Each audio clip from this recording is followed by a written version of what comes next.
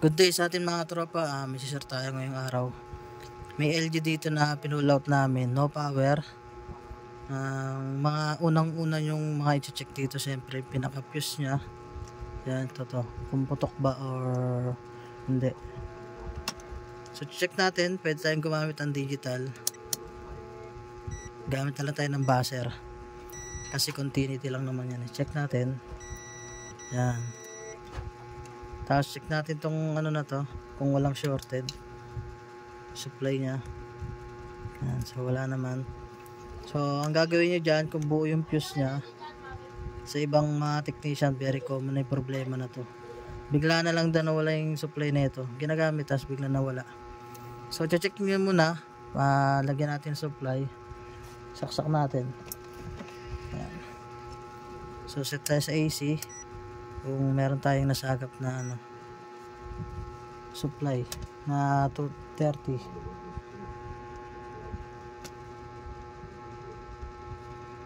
Yan. So may kita nyo sa tester natin, meron tayong nakuha 233 volts. So ibig sabihin na supply na yan. Ang i-check nyo naman dyan yung pinaka supply ng board. Dapat meron tayong makuha dito na 300 volts, 15 volts, saka 12 volts. So ito wala tong response mga tropa, no? Ano? Kahit i-ano natin yan, no? Manual. Kahit i-remote natin. Saka wala siyang tunog, dapat may tunog yan eh. So kukunan natin, i-diagnose natin. Saan ba makikita yung mga voltage na sinasabi ko? Yan, ito, ingat-ingat lang tayo sa hawak ha. So ito, turo natin. Dito kailangan meron tayong makuha dito na 5 volts. Yan. 5 volts para sa system. 12 volts para dito sa ano, pinaka board nya. Tapos itong 15 volts. Tapos itong 300. Yan. So re-reading natin kung may nakuha tayong mga reference na ganyan. Mahuhuli na natin kung saan nanggagaling yung problema. So magdi-DC tayo. DC. Yan. Meron tayong 300. Lipat lang natin kasi nag-negative yan. So 300 volts meron.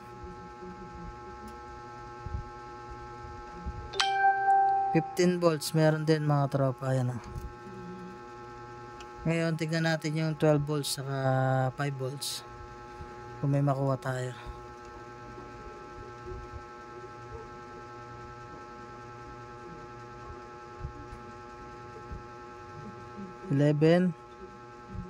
Pasok pa rin yan. Itong ano natin, tayo sa 5 volts. Yan, 4.9 volts. So pasok pa rin yan sa 5. Ito 11, kulang ano, 12 yan, 11.95. So pasok pa rin yan sa 12 volts. So meron tayong nakuha ang requirements na 5 volts, 12 volts, 15 saka 300. So may pumasok din na 220. So yung mga veterans yan alam na to, very common to. Dalawa lang yung problema niya, kundi dito sa system IC nya, dito sa kanyang parts na to. Yan. So tanggalin natin saksak, gugulat eh. Yan.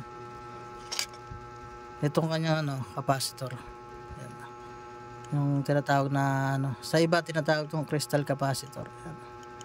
So maraming tinatawag din iba dyan eh. Itama nyo na lang mga tropa, no, kung mali yung nabigkas ko. System IC or itong ano na to, parts na to. Yan. So magpapalit tayo nyan, palitan natin ngayon. Tapos yun natin kung mag-work na.